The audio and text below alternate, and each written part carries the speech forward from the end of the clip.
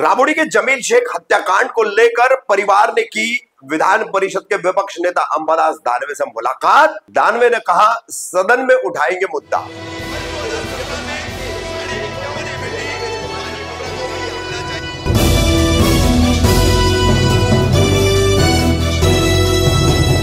रफीक कामदार Hindustani reporter में आपका स्वागत है।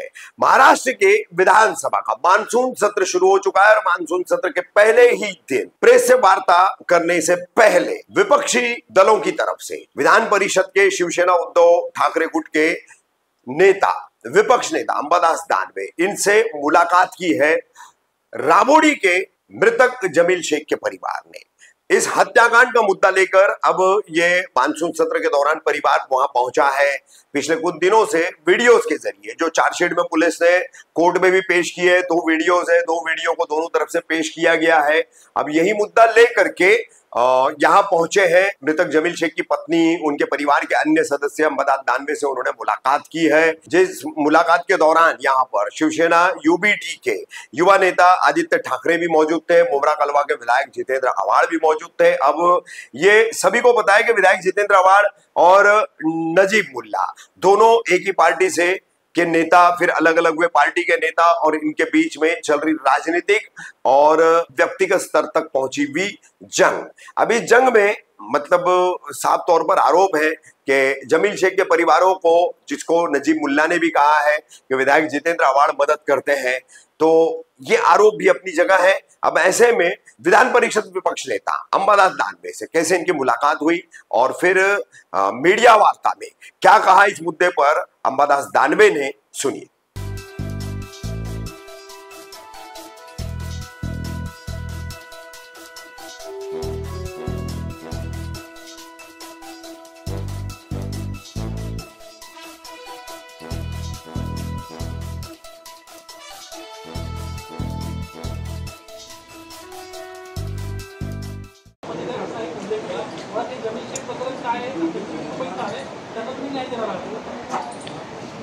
नाही, त्यांचे कुटुंबीय इथं भेटायला आलेले आहे की त्याचा व्हिडिओ समोर आहे, जवाब आहे पोलीस स्टेशनला की अशा पद्धतीनं या व्यक्तीची जी आपण उल्लेख केला यांचे खून करण्याची सुपारी देण्यात आलेली आहे। एकाला दिली, त्यांनी घेतली नाही, दुसऱ्याला दिली, कोणी दिली हे त्यांनी पोलिसांना सांगितलेलं आहे।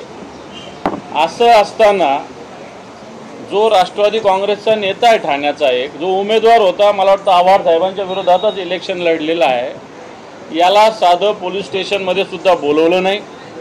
जो तपास करत होता त्या पोलीस अधिकारी ज्यांनी पूर्ण तपास केला याची बदली झाली। एका राजकीय नेत्याच्या, आम्ही निश्चित सभागृहात हा मुद्दा काढू, एका मोठ्या मंत्र्याच्या दबावामुळे ती कारवाई थांबली, त्या पोलीस अधिकाऱ्याची बदली झाली आणि ज्याच्यावर आरोप आहे त्या व्यक्तीनं स्वतःच्या मोबाईलवर स्टेटस ठेवला, बदलीचा पत्र ठेवलं, जे बदलीचा आदेश आहे तो ठेवला।